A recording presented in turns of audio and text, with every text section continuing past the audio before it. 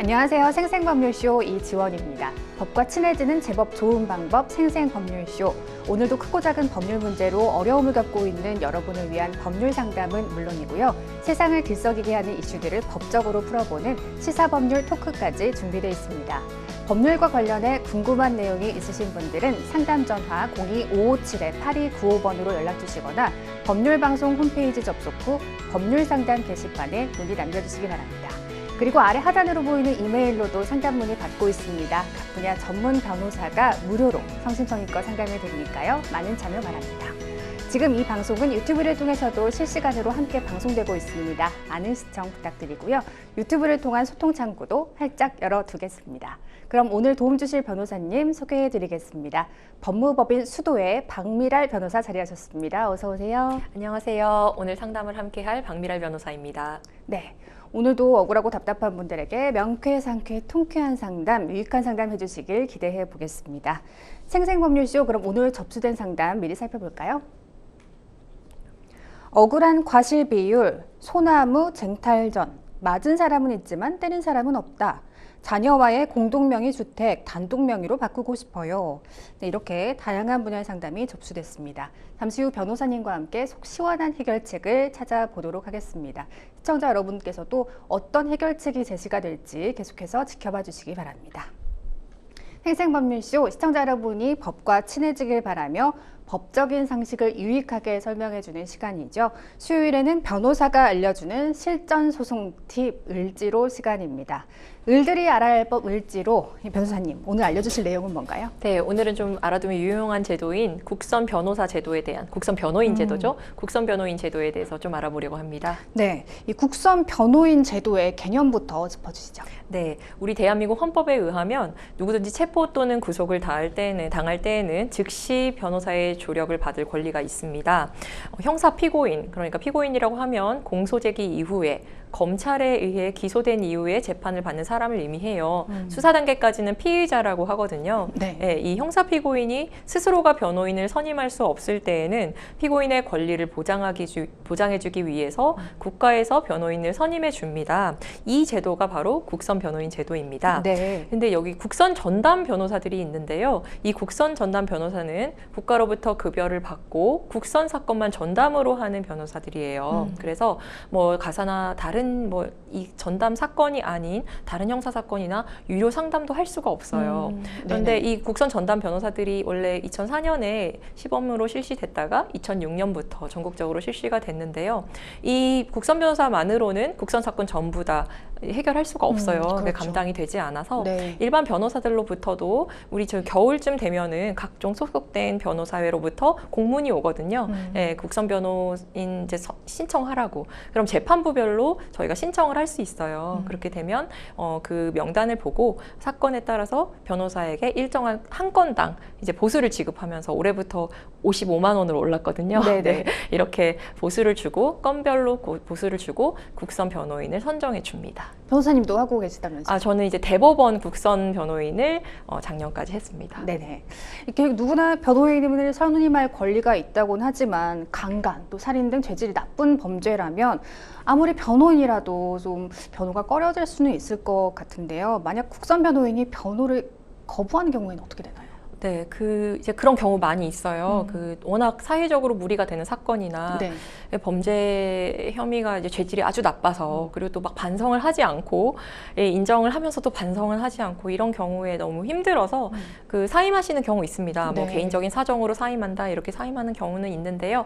그러면 국가가 또 다른 국선 변호인 선정해 줍니다. 또 사임하면 또 선정해 줍니다. 이게 왜 그러냐면 우리 헌법에 그 12조 사항에 누구든지 체포 구속을 당할 때에는 변호인의 조력을 받을 권리가 가진다라고 하면서 형사 피고인이 스스로 변호인을 구할 수 없을 때에는 법률이 정하는 바에 따라 국가가 변호인을 붙인다 이렇게 되어 있기 때문에 네. 그래서 국가는 아무리 큰 잘못을 저지른 피고인이라도 변호인의 조력을 받아 재판에 설 수 있도록 그 권리를 지켜주기 위해서 이 국선 변호인 제도를 운영하고 있습니다. 네.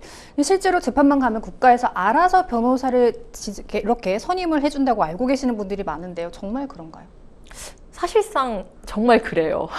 오. 실무에서 네. 보니까 이제 원칙적으로는 그렇지 않은데 실무에서 보면 재판을 나가잖아요. 피고인이 변호사 선임 안 해와서 이제 필요적 사건 아닌 경우에 선임 안 해와서 혼자 이렇게 있는데 처음에 첫 기일을 나가면 공소사실 인부하세요. 뭐 증거에 관한 의견 말하세요 하는데 인부가 뭐예요? 이렇게 하고 있으면 국선 선정해 주고 그렇게 합니다. 네, 실제. 근데 원칙적으로는 그렇지 않아요. 이게 필요적 국선 사건이 있고 임의적 국선 사건이라고 있는데요. 우리 필요적 국선 사건이라고 형사소송법 33조에 법원이 직권으로 변호인을 선정해야 되는 경우를 규정하고 있습니다. 네. 저희 공부할 때 이 조문을 구미농심 70단삼이라고 외웠어요. 이게 뭐냐면 구미농심 70단삼인데 그 경우가 먼저 피고인이 구속된 때, 미, 피고인이 미성년자일 때, 사호, 피고인이 농아자인 때, 피고인이 심신장애 의심이 있는 때, 그 다음에 피고인이 70세 이상인 때, 마지막으로 단삼, 피고인이 사형, 무기 또는 단기 3년 이상의 징역이나 금고에 해당하는 사건으로 기소된 때, 이 중 어느 하나에 해당한다면 법원에서 직권으로 국선 변호인 선정하게 됩니다. 근데 이제 필요적 국선 사건만 변호인 선정하는 게 아니고요. 법원에서 아까 말씀드렸듯이 임의적으로 국선 변호인 선정해 줍니다. 기본적으로 재판에 나가서 아까 말씀드린 것처럼 자신의 입장을 대변하지 못하는 경우에 그 재판 편의상 재판장이 국선 변호인 선정해주는 경우 굉장히 많고요. 그리고 또 빈곤이나 그 밖의 사유로 변호인을 선임할 수 없을 때에도 법원에 국선 변호인 청구할 수 있습니다. 피고인이 빈곤이나 그 밖의 사유로 변호인을 선임할 수 없을 때 법원에 국선 변호인 선임을 요구할 수 있다고 말씀을 해주셨는데 구체적으로는 어떤 경우에 해당이 되나요? 네, 방금 조문이 먼저 나가기는 했는데요. 네. 예, 빈곤이나 그 밖의 사유로 변호인을 선임할 수 없을 때는 월 평균 수입이 270만 원 미만인 경우, 네. 그리고 뭐 기초생활수급자인 경우, 한부모 가정 그 지원 대상인 경우, 그리고 장애인 수급자인 경우, 북한 이탈 주민으로 보호 대상자인 경우, 피고인의 가정 형편, 기타 재반 사정에 비추어서 사선 변호인을 선임하기 어렵다고 인정하는 경우, 그리고 별건으로, 그러니까 다른 사건으로 구속되어 있거나 다른 형사 사건에서 유죄로 확정되어 수용 중인 경우에 해당하고요. 이 경우 피고인은 이제 국선 변호인 선임을 위해서 법원에 소명 자료를 제출해야 하는데 기록 보면 이런 사정들이 드러나는 경우 있거든요. 그럴 때는 소명 자료 제출 없이 법원은 피고인의 청구 또는 직권으로 변호인을 선정해 주어야 합니다. 위 조건에 부합하는지 여부를 확인했다면 이제 어떻게 국선 변호인을 선임할 수 있는지도 알려주시죠. 네, 아까 말씀드린 조건에 해당된다면 국선 변호인 선정 청구서를 작성해서 법원에 제출하면 되는데요. 네. 저희가 이제 기소되면은 그 공소장 부본이 날라오거든요. 네. 네, 그 형사 피고인이 되면서 공소장 부본을 받는데 그 뒤에 그 안내 고지가 있어요. 그 고지가 국선 변호인 선정에 관한 고지입니다. 거기 변호인 선임하지 않은 경우라면은 그 뒷면에 인쇄되어 있는 고지서를 잘 보고 거기에 양식에 따라서 그 7일 이내에 받고 아니면은 뭐 상소심 경우에 늦어서 소송 기록 가고 나서 20일 이내에 제출하면 됩니다. 법원에 같이 제출하면 되고요. 청구서 양식 필요하면 이거 공소장 부본 뒤에 거 버렸다 하면 그 법원 전자민원센터에서 다운 받으실 수 있으니까 이러한 점 참고하셔서 청구 필요하신 분들은 꼭 청구하시면 됩니다. 궁금한 게 피고인이 원하는 국선 변호인을 선택할 수도 있을까요? 국선 변호인이 아까 말씀드렸지만 저희가 이거 그 신청할 때도 재판부별로 신청을 해요. 그래서 네. 재판부별로 또 전속이 되어 있는 변호사들이 있기 때문에 그 아니라도 쓸 수 있어요. 그리고 재판부별로 그 고지서에 변호인 명단이 나와 있는 경우도 가끔씩 있거든요. 아니면은 거기 아니더라도 원하는 명단, 이제 본인이 원하는 변호인을 쓸 수는 있는데 그게 잘 되지는 않습니다. 네, 그렇게 잘 되지는 않고 다만 이제 또 국선 변호인 선임해서 진행하다가 또 사선 변호인 선임하는 경우 있기 때문에 네. 그렇게 하셔도 됩니다. 네, 세심하게 이렇게 설명을 잘 해주셨습니다. 오늘은 국선 변호인 제도에 대해 알아봤는데요. 만약 국선 변호인 선임 조건에 해당되지 않는 분이라면 대한법률구조공단에서도 법률구조 신청이 가능하다고 합니다. 132 전화 또는 직접 방문하셔서 상담 받아보시는 게 좋겠습니다. 을들이 알아야 할 법 을지로 다음 시간도 기대해 주시길 바랍니다. 여러분은 지금 생생법률쇼와 함께하고 계십니다. 어렵고 복잡한 법률 문제로 고민하고 계신가요? 그렇다면 생생법률쇼가 도와드리겠습니다. 생생법률쇼에선 민사, 형사, 가사 등 각 분야 전문 변호사들이 매년 800여 건의 법률 문제를 속 시원하게 해결해 드리고 있는데요. 그럼 무료로 법률 상담을 받을 수 있는 3가지 방법 지금부터 소개합니다. 첫째, 02-557-8295번으로 전화해 법률 상담 신청을 한다. 둘째, 법률방송 홈페이지에 접속해 법률 상담 게시판에 사연을 올린다. 셋째, 지금 화면에 나오고 있는 이메일 주소로 사연과 연락처를 보낸다. 속 시원한 법률 상담 프로그램 생생법률쇼. 지금 바로 상담 신청하세요.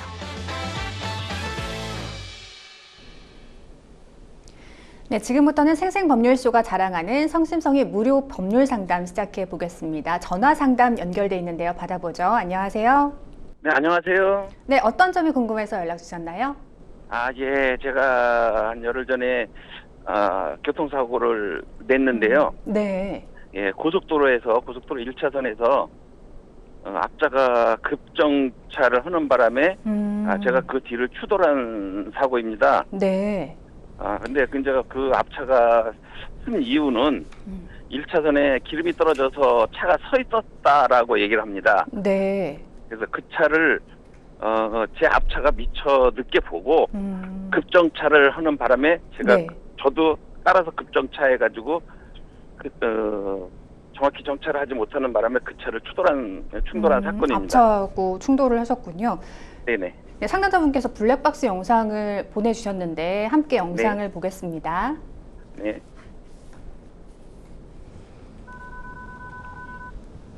네, 지금 사고가 일어나기 직전 영상인데 네, 이렇게 후미 쪽을 충돌하셨네요. 네네. 네. 지금 보험회사를 당시에 부르셨나요? 네, 보험회사 저희는 택시기 때문에 공제조합에서 나와가지고 네. 네, 그 사고 처리를 하는데 네. 제가 100% 과실이라고 얘기를 하고 그리고 맨 앞차는 자기는 잘못이 없다고 차 기름을 넣고 가버린 상황입니다. 그냥 가버리셨어요? 예. 그럼 지금 상담자분 과실이 100%로 나온 상황이군요. 예, 그렇습니다. 네.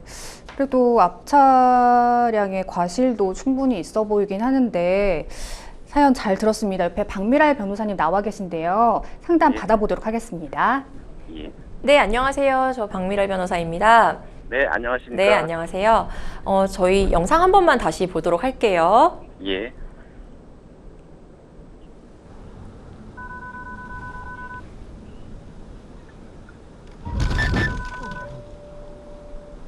네. 지금 방송에서 영상을 보내주신 영상을 한번 봤는데요. 지금 혹시 전기차 운영하고 계신가요? 아닙니다. 아니에요. LPG 차입니다. LPG 차인가요? 네, 근데 저기 휘발유 차인데 네. 보조 변경을 해서 LPG로 전환을 해서 쓰고 있는 차입니다. K9. 네, 그 앞부분만 다시 한번 저희가 볼게요. 네. 네. 지금 차량이 뒤에서 하다가 지금 정차를 했어요. 지금 하다가 여기서 갑자기 약간 가속이 붙었거든요. 앞차. 제가 볼 때 지금 선생님께서 그 엔진 브레이크 사용 방식으로 브레이크를 밟지 않으시고 그냥 엑셀 페달에서 페달을 떼는 방식으로 정차를 서서히 하셨었어요. 그렇죠? 네. 브레이크를 정확히 밟았습니다. 밟았나요? 근데 이게 네, 정확히 밟았는데 네, 이게 갑자기 가속이 붙거든요. 마지막에. 네, 마지막에 살짝 네. 가속이 붙어서 가속이 붙어요. 그 차 성능상 가끔 그런 현상이 나타납니다. 브레이크를 밟고 차가 다 쓸 무렵에 하고 한번 이렇게 살짝 더 나가는 그러한 경향이 조금씩 있습니다. 그 선생님이 약간 운전 습관이나 이게 앞으로 브레이크를 완전히 밟으면 이게 앞으로 가속이 되지는 않는데 네. 이게 어떤 부분 때문에 앞에 지금 가속이 된 걸까요? 제 이제 운전 습성으로는 저희는 저도 택시를 좀 오래 한 네네네. 상황이고 항상 승객이 안전을 위해서 급브레이크를 가급적이면 밟지 않는 편입니다. 그래서 네네. 브레이크를 부드럽게 밟는 과정에서 그런 일이 겹친 것 같습니다. 네, 그러면은 제가 이제 지금 다시 확인을 해보면 맨 앞 차량이 있었고 지금 추돌하신 차량 말고 그 앞 차량이 있었어요, 그쵸? 예, 그 아까 말씀하셨듯이 그 뭐 연료가 떨어져서 정차하고 있었다고 하셨죠? 네, 네, 그 다음에 지금 보는 그 차량은 그 뒷 차량이고요. 선생님이 네. 세 번째 차량인 거죠? 예, 그렇습니다. 네네. 그럼 제가 편의상 1, 2, 3번 차량이라 저희가 3번 차량이에요. 네, 네, 근데 그 먼저 2, 3 차량 그리고 뭐 지금 선생님이 지금 궁금하신 게 1번 차량에도 과실이 있는가 궁금하신 거 아닌가요? 예, 맞습니다. 맞죠. 그게 일단 2, 3 차량을 보면 이번 이제 차량 사고를 보면은 맨 앞 차량 정차에 있었거나 이 뭐 사고 정차하는 중이었고 두 번째 차량 보니까 2번 차량 보니까 정차를 완전히 하는 것 같지 않고 살짝 정차하고 있는 중이었던 것 같고요. 아니면 정차했거나요. 그리고 우리 차량의 경우에는 정차하다가 살짝 이제 갑자기 가속이 붙는 그런다가 후미를 충돌한 사고인 것 같아요. 근데 예. 지금 저희가 2, 3 차량 관계부터 볼게요. 지금 우리 차량과 그 바로 앞 차량 관계를 보면은 지금 앞차가 이유 없이 급제동을 했다면 우리가 보통 고속도로에서 이런 급제동이나 뭐 서행으로 사고가 난 경우에 특히 급제동의 경우에는 그 앞 차량이 사고 유발한 원인이 되는 거잖아요, 사실은. 그래서 예. 한 30% 정도 과실을 주는 게 실무적으로 그렇습니다. 근데 그게 이유 없이 급제동을 했을 때고요. 이유가 있어서 제동을 했을 때는 그렇지는 않아요. 그런데 지금 상황을 보면은 이유 없이 급제동을 한 게 아니라 앞차가 지금 연료 부족으로 서 있는 걸 보고 급제동을 한 거잖아요. 제동을 한 예. 거잖아요. 예. 예. 그리고 보니까 정차가 되어 있더라고요. 저희가 예. 지금 보는 영상 보니까. 그래서 그 앞차와 우리 관계에서는 사실 우리 100% 과실이 맞기 때문에 이 2번 차량의 과실을 물을 수는 없을 것 같아요. 선생님도 그건 이해하시죠? 예, 이해합니다. 네, 이해하죠. 근데 이제 1번 차량이 기름 넣고 저렇게 있어도 되나? 지금 이런 거 궁금하신 거 아닌가요?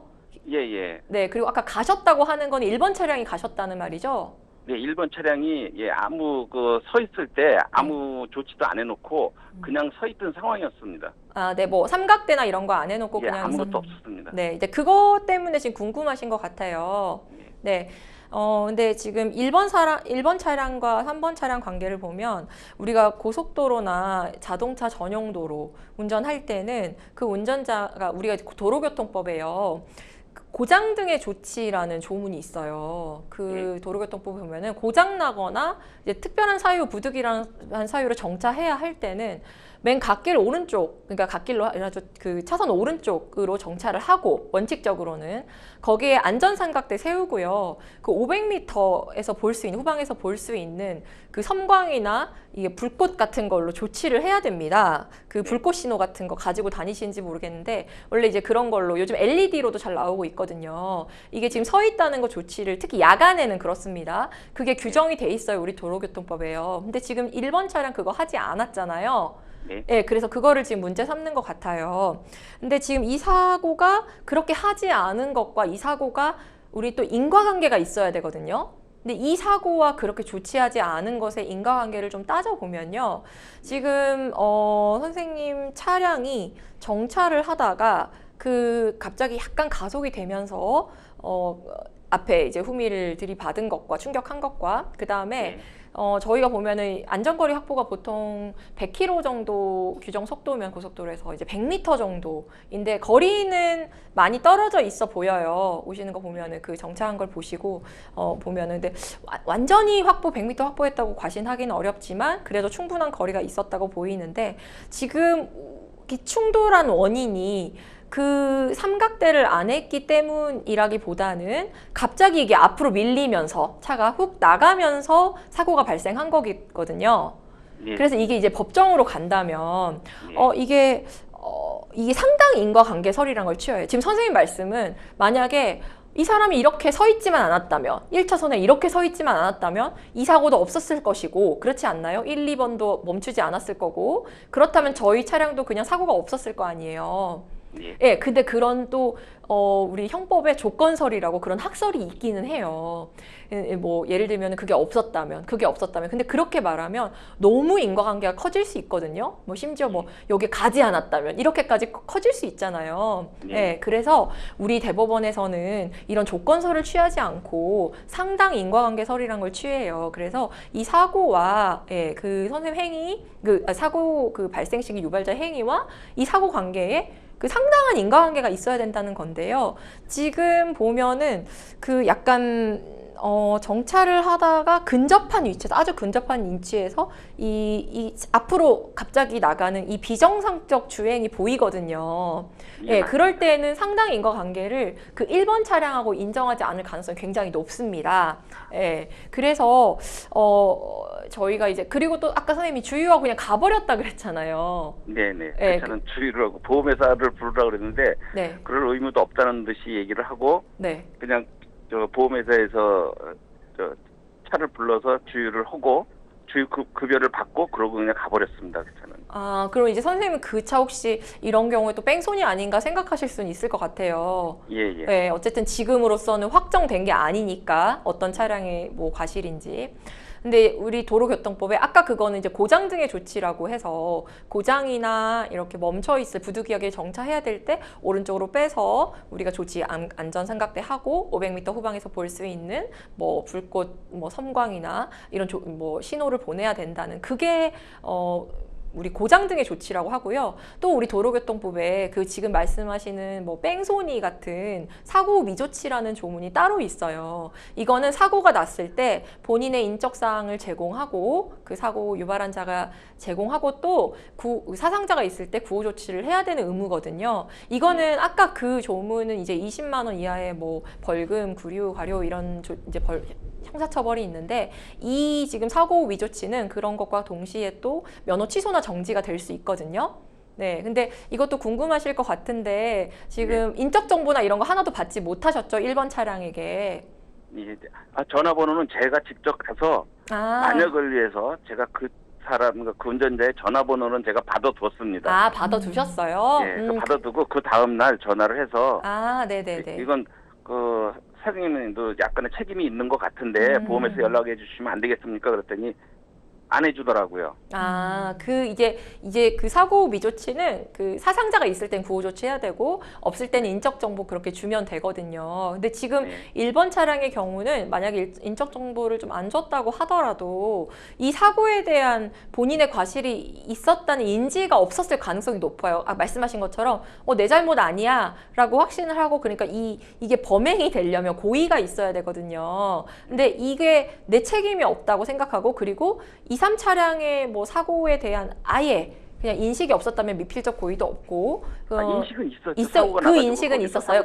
하고 있었죠. 네, 인식은 있었는데 내 책임이 아니라고 생각하고 내 과실이 전혀 없다고 생각하고 갔으면 그 사람에게 이 좀 혐의를 묻기는 어렵고요. 그리고 이제 지금 인적 정보를 주고 가셨잖아요.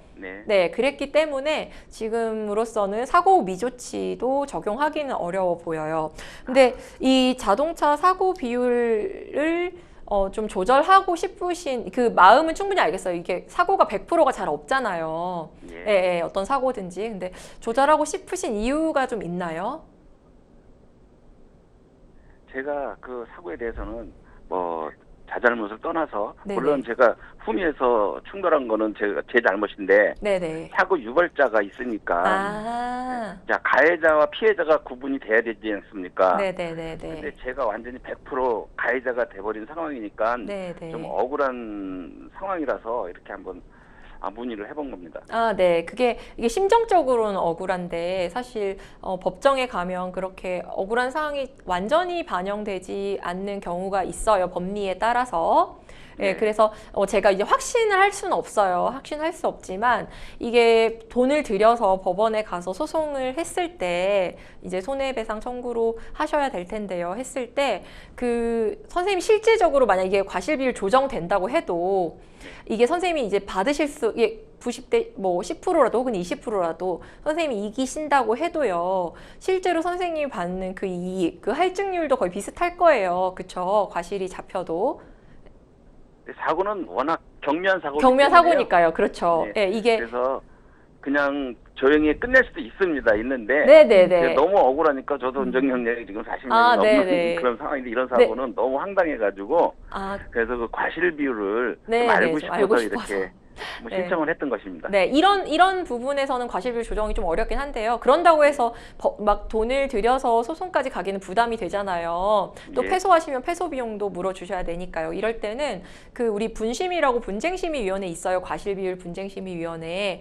저희가 신청하는 건 아니고 저희가 요청을 하면 보험사에서 신청해서 분심이 들어갈 수 있거든요. 그럼 과실비율 다시 판단할 수 있어요. 근데 보험사에서 막 안 하려고 할 거예요, 별로. 예, 안 그렇- 하려고 그러더라고요. 맞아요. 예, 별로 안 하려고 이게 적극적이지가 않아. 이런 경미한 사건은 별로 적극적이지가 않아요. 예, 그런 경우에는 선생님께서 그 경찰서에 이제 신고를 하시면 교통사고 사실 확인원이라는 거 받으시거든요. 그거 제출하시면서 이거 분심이 가야 된다라고 하시면 대부분 그냥 그때는 해주십니다. 예, 그래서 그런 방법으로 그 분심이 한번 받아보시는 것도 방법일 것 같아요. 보험사에 요청하셔서 저 그 꼭 이거 분심이 가서 다시 한번 확인받고 싶다라고 말씀하는 것도 방법일 것 같아요. 잘하겠습니다. 뭐 네. 큰 사고가 있었으면은 네, 그렇게 갈 수도 있겠지만 워낙 네. 경미한 사고이기 때문에 네. 그냥 제가 모든 걸 안고 이 사고를 종결하겠습니다. 그러면. 아, 네. 네, 그렇게 생각하시는 것이 선생님께도 더 좋으실 수도 있을 것 같아요. 계속 신경 쓰시면 업무에 지장도 있고 계속 억울하시니까요. 예. 네, 오늘 상담 주셔서 너무 감사합니다. 너무 감사합니다. 상담을 이렇게 해주셔서. 네. 네. 항상 앞차가 이렇게- 멈추지 네. 않았다면 이렇게 사고가 없었을 텐데 정말 심정적으로 억울한 면이 있으실 것 같아요. 그래도 아무쪼록 변호사님 상담이 도움이 되셨기를 바라겠습니다. 예, 이렇게 뭐 운전자를 위해서 고생해 주시는 이 프로그램 너무 좋습니다. 너무 감사드립니다. 네, 전화 주셔서 고맙습니다. 네, 감사합니다. 수고하셨습니다. 네. 변호사님 다양한 방안들 제시해 주셨는데 상담자께서 기억해야 할 점이 있다면 정리해 주시죠. 아, 네. 제가 사실 이 접촉사고에 대해서 과실비율 100%인데, 저 과실비율 조정할 수 없어요 라는 상담을 지금 2분까지 4번째 받아요, 올해만. 네. 또 더 많이 있었어요. 꼭 100%는 아니더라도. 근데 꼭 이 접촉사고에 100% 나왔을 경우에 상담을 많이 주시더라고요. 근데 이게 뭐 분심이 잘 안 가려고 하고요, 보험사가. 그렇지만 뭐 법정 소송으로 가면 실익이 별로 없어요. 이 접촉사고인 경우에는 뭐 할증률에 영향을 미친다거나 그렇지 않거든요. 오히려 소송 비용만 엄청 쓰고, 그리고 나서 뭐 또 패소할 경우에는 패소 비용 물어줘야 하고, 그리고 이 소송 진행하는 동안 또 마음 쓰고 또 그럴 수 있어요. 그래서 지금 보험사랑 그럴 때는 잘 이제 확인을 해보시는 게 좋을 것 같아요. 어떤 게 본인의 실질적인 이익이 있는지, 그 억울한 심정 말고 현실적으로 어떤 도움이 될 수 있고, 이 소송을 하는 것이 어떤 도움이 될 수 있고, 나에게 안 된다면 어떤 부분이 이제 불이익으로 있는지, 이런 부분 꼼꼼히 잘 따져보시고 마음을 좀 차분히 가라앉히신 다음에 법률 상담 받아보기를 추천드립니다. 네. 언제나 사고가 예고 없이 일어나니까요. 언제나 안전운전 꼭 하시길 바라겠습니다. 여러분은 지금 생생법률쇼와 함께하고 계십니다. 어렵고 복잡한 법률 문제로 고민하고 계신가요? 그렇다면 생생법률쇼가 도와드리겠습니다. 생생법률쇼에선 민사, 형사, 가사 등 각 분야 전문 변호사들이 매년 800여 건의 법률 문제를 속 시원하게 해결해 드리고 있는데요. 그럼 무료로 법률 상담을 받을 수 있는 3가지 방법, 지금부터 소개합니다. 첫째, 02-557-8295번으로 전화해 법률 상담 신청을 한다. 둘째, 법률방송 홈페이지에 접속해 법률 상담 게시판에 사연을 올린다. 셋째, 지금 화면에 나오고 있는 이메일 주소로 사연과 연락처를 보낸다. 속 시원한 법률 상담 프로그램 생생법률쇼. 지금 바로 상담 신청하세요. 이번에는 법률방송 이메일을 통해 들어온 여러분의 고민을 해결해 드리겠습니다. 어떤 내용인지 보실까요? 제가 소유하고 있는 밭과 임야가 접하는 지점에 60년 된 소나무가 하나 있었는데요. 2010년에 측량을 했을 때도 분명히 제 땅에 기둥이 넘어와 있는 제 소나무가 확실했습니다. 그러던 중 올해 4월 이 소나무를 다른 사람에게 2,800만 원에 매각을 했는데요. 그런데 소나무를 싣고 가는 걸 목격한 인접 대지 소유자가 갑자기 트럭 앞을 막아서더니 왜 자기 소나무를 마음대로 가져가느냐며 막 따지는 겁니다. 하물며 경찰에 신고까지 해서 상황이 정말 난처했는데요. 하지만 제가 군청에서 허가받은 반출증과 제 소유 땅의 75% 이상 나뭇가지가 뻗어져 있는 항공사진을 증거로 보여줬더니 경찰도 더 이상 문제 삼지 않고 철수를 했습니다. 그런데 해당 사건 이후 인접 대지 소유자가 저한테 반출증을 끊어준 군청 담당자에게 찾아가서 왜 남의 땅에 있는 소나무 반출증을 다른 사람한테 끊어줬냐고 따졌나 봅니다. 그랬더니 해당 담당자가 토지 경계와는 상관없이 발급해 준 거라고 했다면서 남의 소나무를 무단으로 팔았으니 소송을 걸겠다고 하더라고요. 이에 저는 군청 담당자한테 다시 찾아가 물었더니 애매한 표현을 쓰면서 책임을 회피하려는 말만 늘어놓더라고요. 이 담당자의 말 한마디 때문에 분쟁에 휘말리게 생겼는데 공무원이라는 사람이 이를 이렇게 처리해도 되는 건가요?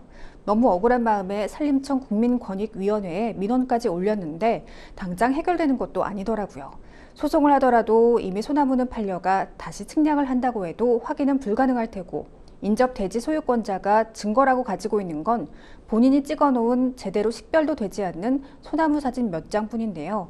입증 가능한 증거라곤 항공사진이 전부인데 이조차도 소나무 기둥이 어디에 속해 있는지는 확인할 수 없는 상황입니다.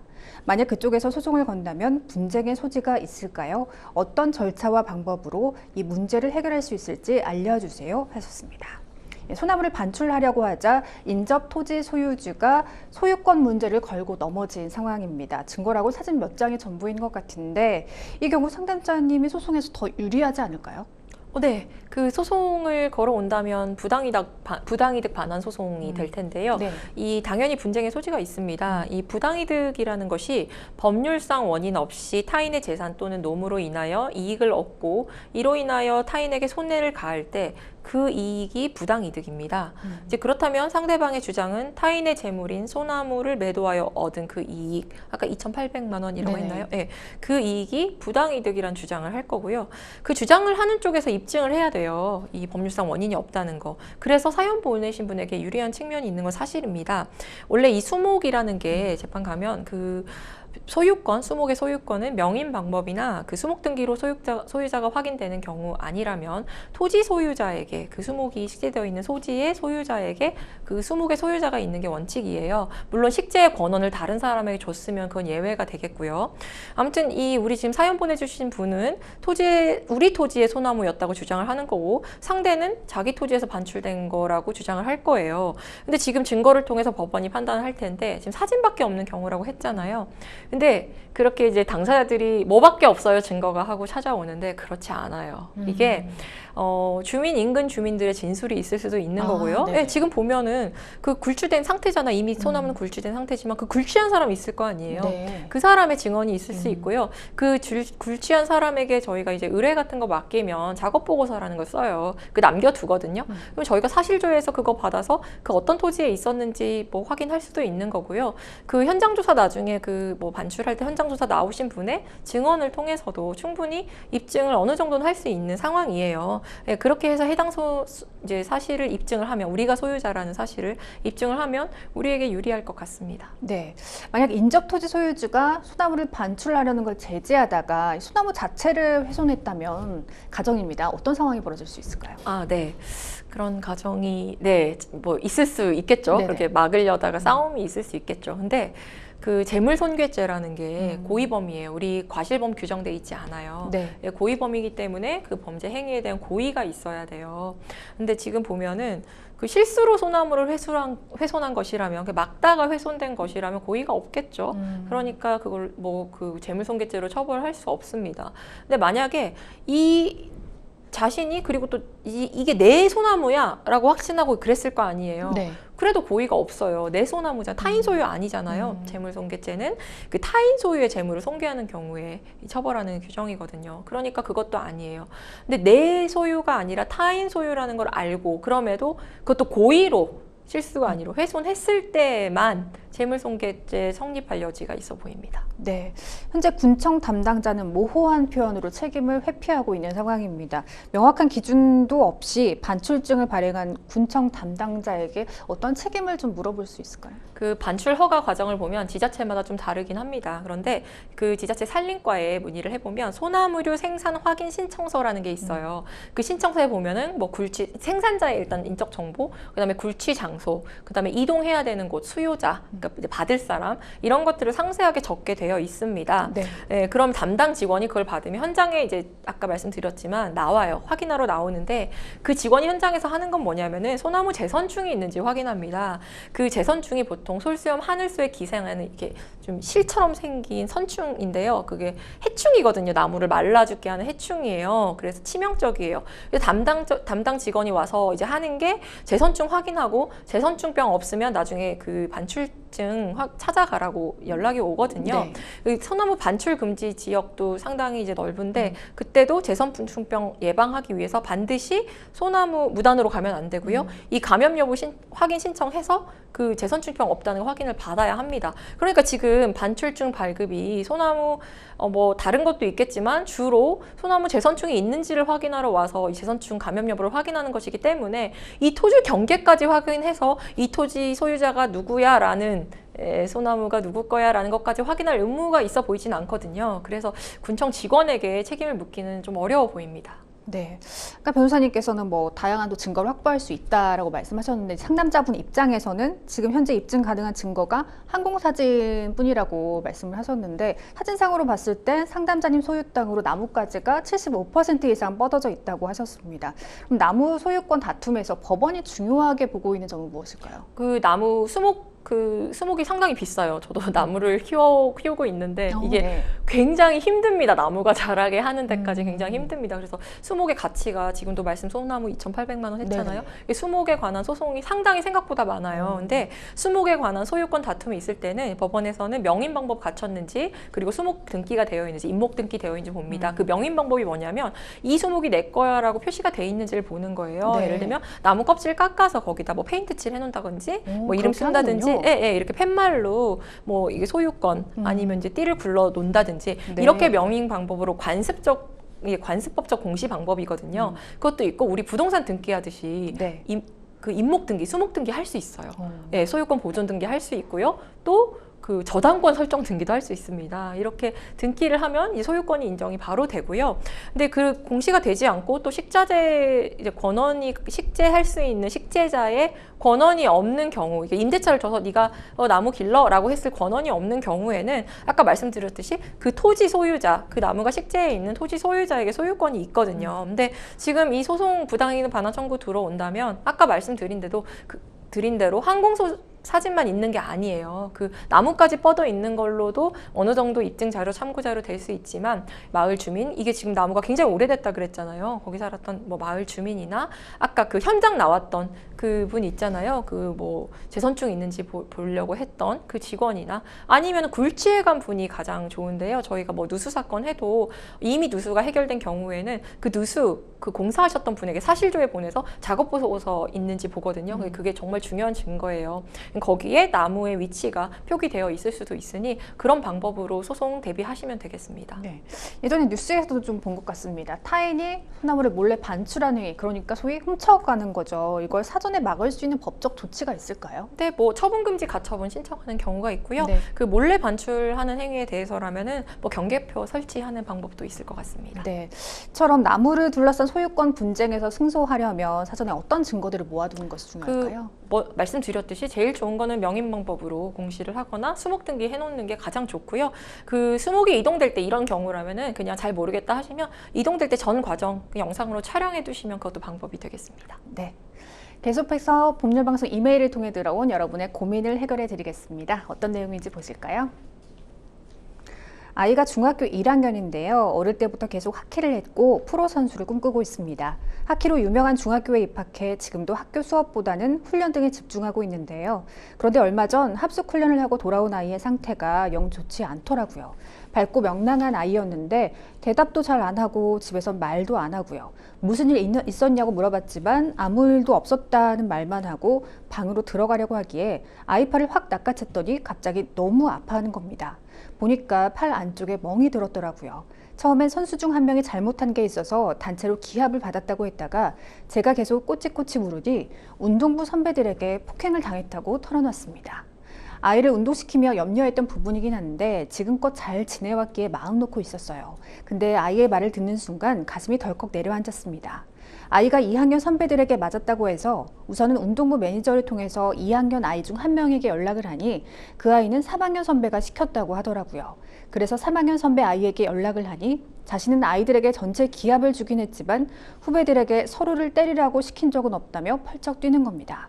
말 그대로 피해자는 있는데 가해자는 없는 상황이 됐습니다. 게다가 운동부 커뮤니티가 워낙 촘촘하다 보니 제가 아이들에게 진실을 캐묻고 다닌다며 부모들 사이에서 뒷말도 오고 가고 있더라고요. 분위기 흐린다면서요. 여러모로 너무 화가 나는데 이 또한 학교폭력으로 신고를 해야 하는 건지 아니면 우선 때렸다는 아이를 상대로 소송을 해야 하는 건지 모르겠습니다. 제가 어떻게 대처해야 할까요? 하셨습니다. 우선 부모로서 참 마음이 아프실 것 같습니다. 변호사님, 학교폭력이 심각하다는 얘기가 많습니다만 이게 운동부에서 체벌 또 뭐 기합 등의 문제가 되는 경우가 꽤 많은 것 같아요. 네, 실제로 새학기 돼서 이번에 저는 이제 4년 3월이죠. 그때 청주에서도 운동부에서 고등학교 운동부에서 그 2학년 학생으로부터 1학년 학생이 복부를 가격당해서 피가 차올라서 뭐 이송된 경우도 있고요. 네. 그래서 교육부에서도 지금 중대한 학교 폭력에 관한 경우에서는 원래 6호에서 8호 처분 같은 경우는 이제 졸업한 후에 2년 정도 기록이 남거든요. 네. 그 4년으로 연장했고요. 9호 같은 퇴학 조치는 이제 원래 영구적으로 남아요. 그것도 이제 유지하기로 결정을 했습니다. 작년에 학교폭력 피해자의 사적 복수를 다뤘던 드라마죠. 더 글로리가 인기를 끌기도 했고요. 연예인들의 과거 학교폭력 논란이 계속 여러 차례 불거지기도 했는데요. 우선 학교폭력의 기준, 또 유형에 대해서 설명해 주신다면요. 네, 그 학교폭력 예방 및 대책에 관한 법률이라는 이제 법률이 따로 있는데요. 거기 2조의 학교폭력 정의를 상세하게 규정하고 있습니다. 먼저 학교폭력이라는 것은 학교 내외에서 학생을 대상으로 발생한 상해폭행, 강금, 협박, 약취, 유인, 명예훼손, 모욕, 공갈, 강요, 강제적인 심부름, 성폭력, 따돌림, 사이버폭력 등에 의하여 신체, 정신 또는 재산상의 피해를 수반한 행위를 말하고요. 그 1호에서 말한 따돌림이란 학교 내외에서 2명 이상의 학생들이 특정인이나 특정 집단의 학생들을 대상으로 지속적으로 반복적으로 신체적 또는 심리적 공격을 가해서 상대방이 고통을 느끼도록 하는 행위를 말합니다. 그 사이버폭력이라고 하면요. 그 정보통신망을 이용해서 학생을 대상으로 발생한 따돌림과 그 밖에 신체, 정신 또는 재산상의 피해를 수반하는 행위를 말합니다. 뭐 카톡 감옥 같은 게 있을 수 있겠죠. 그 교내 운동부에서 좀 약간 관행처럼 폭력이 일어나기도 하는 것 같은데 사실 사연 이런 경우도 학교폭력에 해당한다고 볼 수 있을까요? 네, 그렇죠. 방금 보셨듯이 학교폭력이라면 학생을 대상으로 교내에서 뭐 교외에서 발생한 뭐 행위를 불문하기 때문에 당연히 학교폭력에 해당됩니다. 그럼 보통 학교폭력이 발생하면 학폭이라고 하죠. 학교폭력심의대책위원회가 무조건 열리는 건가요? 꼭 그렇지는 않아요. 일단 사안을 학교에서 조사를 먼저 하는데요. 네. 사안이 경미하고 피해 학생이 학폭이 이제 회부 조치를 원하지 않으면 그 학교장 판단 하에 그대로 자체 해결로 종결할 수 있습니다. 근데 그 경미하다는 게 이제 상세하게 규정이 돼 있는데요. 2주 이상의 뭐 신체적 정신적 치료가 필요한 진단서 발급받지 않은 경우, 재산상 피해가 없는 경우나 회복됐거나 회복받기로 약속한 경우, 학교폭력 지속성이 없는 경우, 그리고 그 신고 진술 자료 제공한 사람들이 있잖아요. 거기에 대한 보복행위가 아닌 경우, 이 네 가지 모두를 충족한 경우에는 경미한 행위로 판단이 됩니다. 그리고 이제 경미하다고 해도 네. 학생이 원하면 그 학폭위로 당연히 갈 수 있습니다. 학교가 아닌 학교폭력 신고 기관이 또 따로 있을까요? 네, 그렇습니다. 그 117 학교폭력 신고센터가 있고요. 네. 전화하면 전문가에게 상담을 받으실 수 있기 때문에 뭐 117로 전화하셔도 되고요. 학교마다 그 학교 보호 인력이나 학교 전담 경찰관이 배치된 학교들도 있어요. 그 네. 법에 따라서 그렇게 할 수도 있거든요. 그분들한테 상담을 받으시면 조금 더 전문적인 상담을 받으실 수도 있습니다. 그 사연을 보면은 상담자께서 좀 복잡한 상황에 처해 계신 것 같습니다. 뭐 실제 실제로 때렸다고 하는 2학년 학생은 3학년 학생이 때렸다고 하고 3학년 학생은 그런 적이 없다고 하고요. 이 실타래를 풀려면 상담자께서 우선 어떻게 대처를 해야 될까요? 네, 그 본인이 확정적으로 뭐 시킨 사람, 뭐 때린 사람 이런 거를 다 확정적으로 해야만 신고를 할 수 있는 건 아니에요. 맞은 사실은 확실하기 때문에 그런 진술들 종합해서 학교 그 학폭위의 조사를 원한다, 학교에 조사를 원한다고 하면은 조사하고 학폭위에 회부돼서 그 조사로서 또 확정할 수 있습니다. 그럼 학교 폭력으로 인한 징계 처분이 어떻게 되는지도 궁금한데요. 뭐 가해자에 대한 처벌 수위가 따로 있을까요? 네, 그 1호에서 9호 처분까지 있죠. 네. 근데 2호 처분하고 5호 처분은 병과에서 나오는 조치예요. 2호 처분은 뭐 신고자에게 보복 뭐 조치 행위 금지고요. 9호 처분은 퇴학 처분, 아니 5호 처분은 심리치료, 특별교육 뭐 이수 같은 건데 그거는 다른 처분과 병과에서 나오는 처분이고요. 이 점수에 따라 처분이 선택되는데요. 그 참고로 이제 9호 처분 퇴학 처분이고 8호가 전학인데요. 점수가 같아요. 이 점수가 지속성, 고의성, 가해 학생의 반성, 화해 정도에 따라서 그 중대성 이 5가지에 따라 점수가 매겨지는데요. 네. 그 일률적으로 수위는 장담할 수 없고요. 20점까지 있는데 그 0점에서 4점까지 5개 방금 말씀드린 5개 항목으로 되어 있습니다. 근데 아까 말씀하셨듯이 8호랑 9호는 뭐 1년, 2년 이후까지 기록이 남는다고. 네네, 기록에 이제 4년. 하셨죠. 네. 네. 자, 학폭위 등의 처분이 충분하지 않다고 여겨지는 경우 민사소송으로 이어지기도 하는데요. 가해자 처벌을 위한 소송 시에 준비해야 할 점이 있을까요? 네, 뭐 처분에 불만이 있다면 행정심판이나 뭐 행정소송을 할 수 있고요. 민사소송이란 불법행위 주장하면서 가해 학생과 그 부모를 상대로 손해배상 청구를 할 수 있습니다. 또 고등학생이니까 형사처벌 가능한 나이거든요. 형사고소도 할 수 있습니다. 근데 뭐 학폭위 처분은 형사처벌은 아니거든요. 그러니까 수사기관 의뢰하는 방법도 있다고 하겠습니다. 고등학생에 대한 네. 처벌 수위가 그렇게 높지는 않지 않나요? 아닙니다. 예, 형사처벌 받을 수 있기 때문에 네. 네, 형사처벌도 충분히 가능합니다. 네. 그럼 마지막으로 상담자분에게 추가로 조언하고 싶은 점이 있다면 해주시죠. 네, 지금 운동부 특성상 학폭인데 학폭으로 인지되지 않는 경우가 많아요. 그러니까 이게 그냥 원래부터 그랬다 혹은 뭐 기강을 위해서 할 수 없는 거다라고 하고 이렇게 쭉 해왔다라고 해서 이게 재생산되는 구조가 많아요, 운동부는. 그래서 피해자가 피해를 당하다가 2학년 되고 3학년 되면 가해자가 돼서 이렇게 돌고 돌거든요. 근데 이게 학생만 그런 게 아니에요. 프로에서도 이런 일이 발생한다고 합니다. 이게 똑같이 재생산되는 구조거든요. 근데 문제는 이게 이제 운동을 굉장히 잘하는 뛰어난 선수인 경우는 이게 권력이라서 함부로 문제를 삼지 못해요, 특히. 그리고 이제 문제가 되더라도 피해자들이 뭐 성인이 돼도 숨는 경우가 많습니다.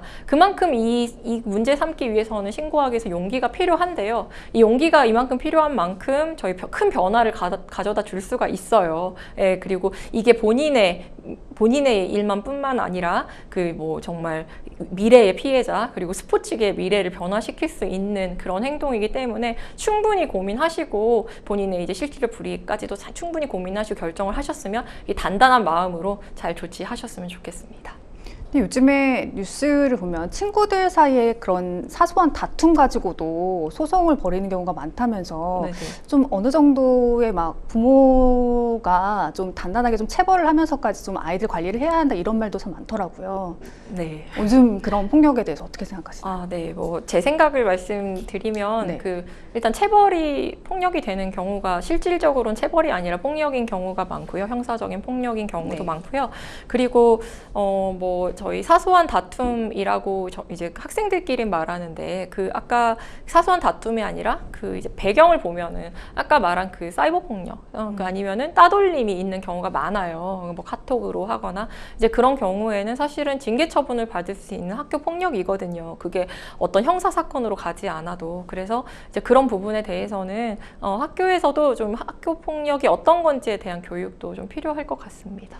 근데 요즘은 그 선이 되게 높아진 것 같아요. 예전에 저도 이제 학교 안에서 체벌이 있었던 세대거든요. 근데 요즘에는 선생님들이 아이들에게 전혀 손을 대지 못한다고 하더라고요. 네네. 근데 그런 문화가 오히려 학생들끼리는 폭력을 주고받는 영향을 주는 것 같기도 하거든요. 어떻게 보세요?